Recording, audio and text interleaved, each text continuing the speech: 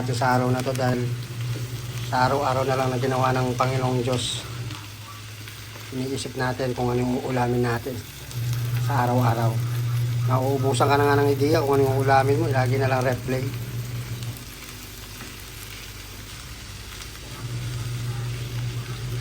Puso ng saging fresh na binili natin kanina sa palengke. So, ito yung isa sa hinahanap ng mga Pinoy dyan sa mga bansang hindi masyadong nagkakaroon ng mga maraming gulay tulad ng Middle East, Dubai, yan, Bahrain, Kuwait, South Korea, yan. So, wala pong ganito sa bansang yan, mga ganyan. Meron man, napakamahal. I-export pa. So isang linggo hindi, isang buwan na yata ang ulan, walang tigil ang ulan.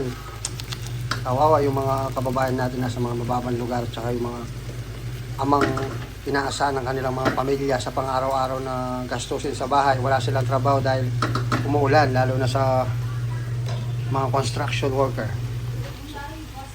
So ito yung ating nililitong ano. So minarinate ko muna. May pipirito natin dito para i-partner dito sa ating ginisang puso ng saging.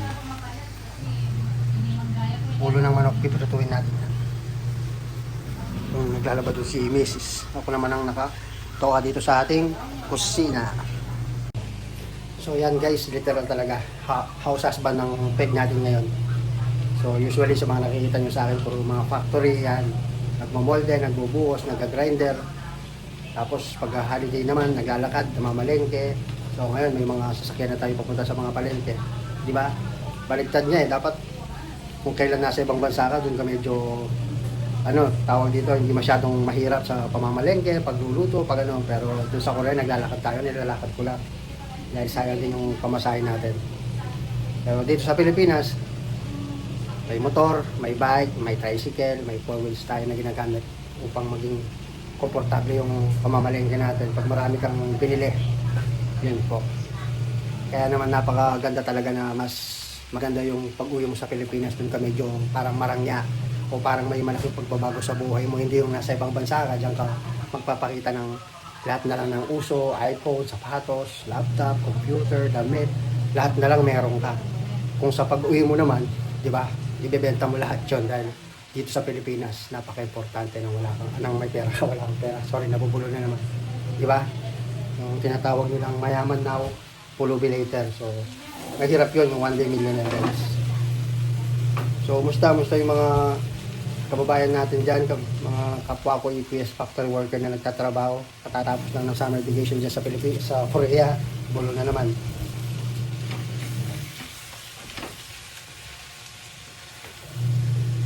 Paborito ng nag-request si Mrs. ng puso ng saging.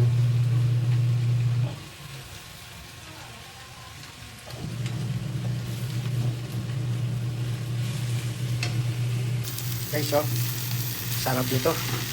So, ginisa ko sa bawang, sibuyas, kamatis, nilagyan natin ng paminta, tsaka may sahog na ito guys, baboy. Ayan o. Tapos lalagyan ko siya ng suka, tatakpan ko. Panghuli natin ilalagay yung toyo. Puso ng saging.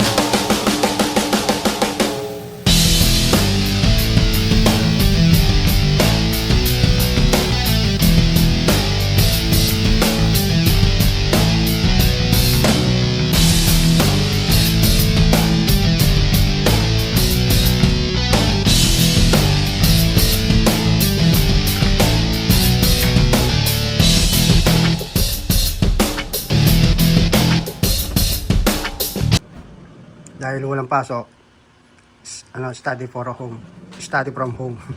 Yung iba naman work from home sa mga nasa munisipyo. So, ayun ang ginagawa niya. Hindi ko alam kung nag-aaral siya dyan o nagpapanggap lang. So, ayusin mo yung multiplication table mo dyan. Check ni mama mo yan. Ayan ang ginagawa ng bata. Pag nagutom kakain, pag ginantok matutulog tatay. Tapos kakain na naman pag nagutom. So, update guys. Luto na yung ating adobong puso ng saging. Ito naman yung kapartner niya. Pinaritong pakpak ng manok. So yan guys. Huwag natin din yung nasunog.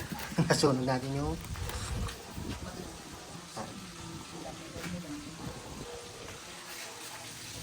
Sarap kumain pag umuulan guys. Yun nga guys, medyo tumila yung ulan. Grabe, isang buwan na. Sana tuloy-tuloy na tong medyo umaraw kanina eh. Lumubog na naman eh. Si aring araw talaga. Kakulit ako. Nananana ako.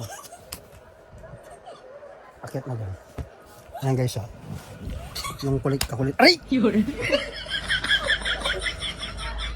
Nabababulo na naman. Nakatog na mabuti, ginugulo ako ng malukot na anak ko. Yan niyo po kung anong ginagawa niya sa akin. Oli!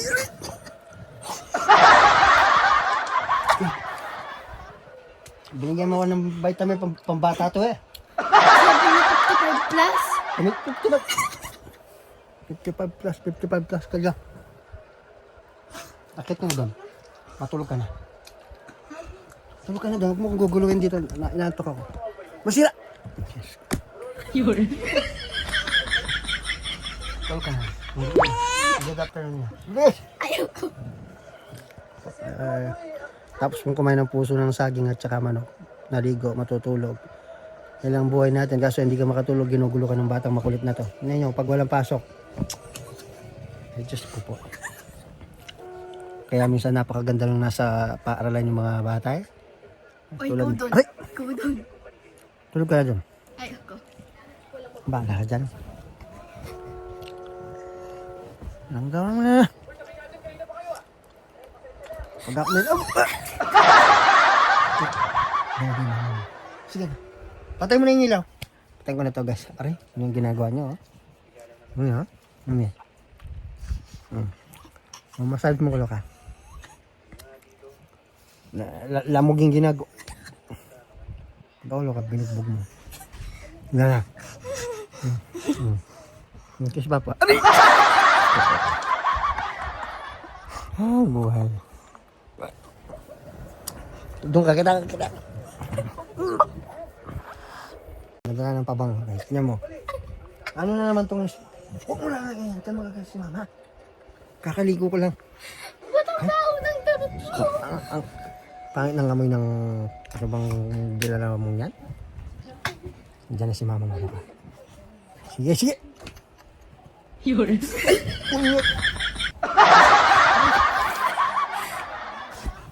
Kita mo, ka na magagalit na ako, loka. Pag ako nagalit, talagay kita sa sako. Sa kuda, loka. Punya. So guys, ngayon naman, kahapon nagluto tayo ng puso ng saging at saka manok. So ngayon, ang recipe namin ngayon, yung puso ng saging na tira at saka yung daing na bangus ang niluluto ni Mrs. So ang gagawin natin ngayon, dahil panay ang ulan, almost isang buwan na, nakatakip yung sasakyan natin ng ganito, ito yung takip niya. So yung mga leather nito, parang inamag, yung moist kasi nakatakip. So protection yun sa ano ng ulan. Minsan kasi, pag malakas yung hangin, pumapasok dito yung tubig na galing sa ulan. Kaya tinatakpan natin para makaiwas na rin sa watermarks. Dahil ang ulan kasi acid rain yun, guys eh. So ngayon lilinisin natin.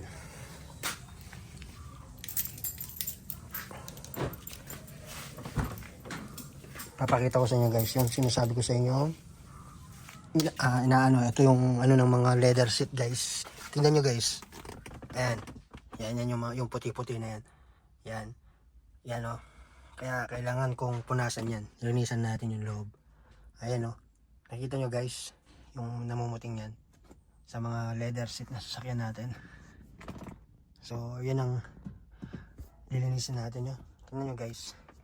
Ang pangit niyang tignan kapag hindi naagapan. So, yan ang ginagawa natin. Tingnan nyo. Yung steering wheel. Kaya kailangan talaga punasan natin guys.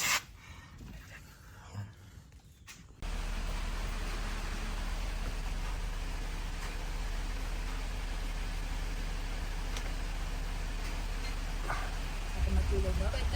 No, because of stress. No, that hindi sila nakakatulog. So, triage mo. So, ito yung nagagawa ko. Ito wala na akong nagagawa. Ito siguro na nagagawa ako in the future with the help of somebody else. No, so for those na wala ka na talagang nagawa, just have to surrender that, no? To the Lord, no? And then, of course, kung may magagawa ka pa, susunod mo siya. No? Are the things that I can do.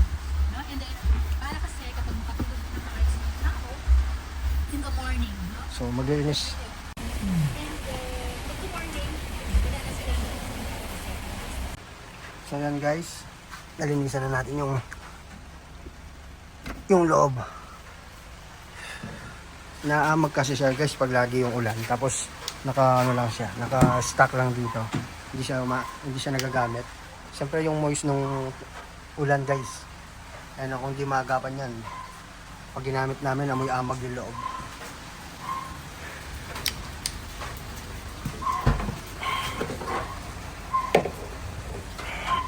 So ayan.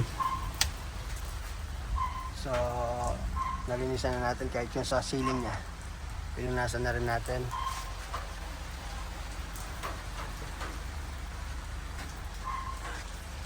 Ayan guys. So malinis na siya.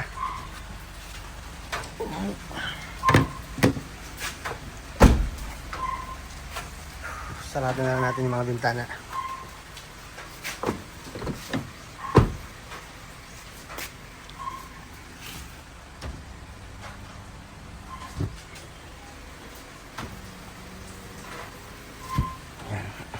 Tapos papatayin na natin yung radyo.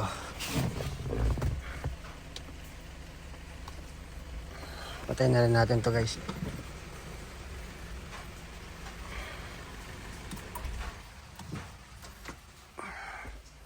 Yan guys, oh, nag-moist. So sasarado na natin guys.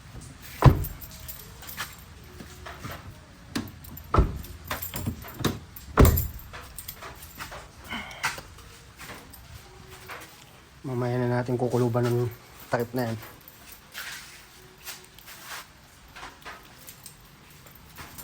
Mayroong hindi sara na pinto.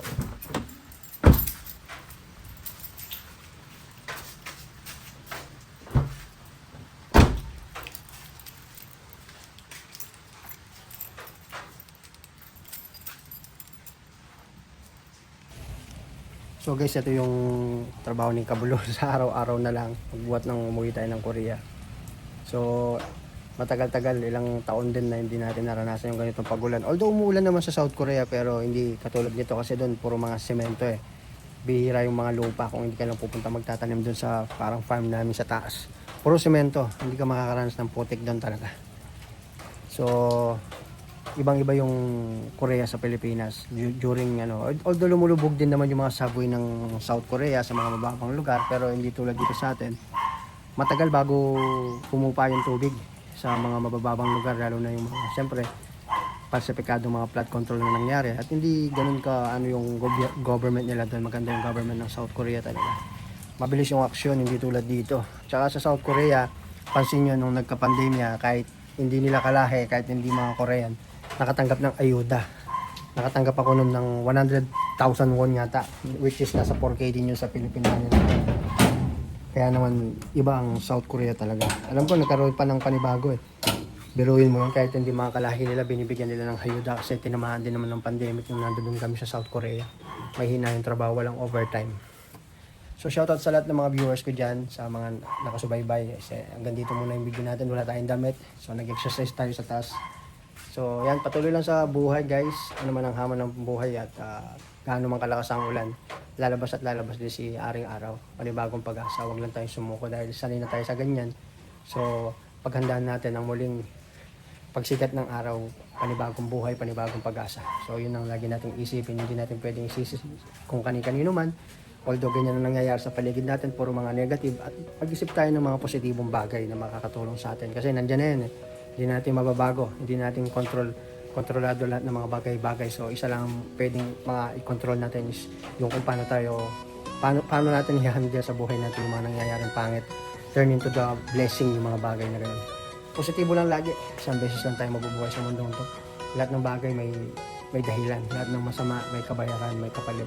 Lahat ng mga magaganda pwede mo matamasa sa pamamagitan ng paglaban mo ng patas sa araw-araw na ginawa ng Panginoon Diyos natin. So that's it guys. So see you again in my next video. I-update ko na lang po kayo. Pasensya na muna, umuulan, kaya medyo hanggang dito na lang muna yung mga videos na ginagawa ni Kabulo.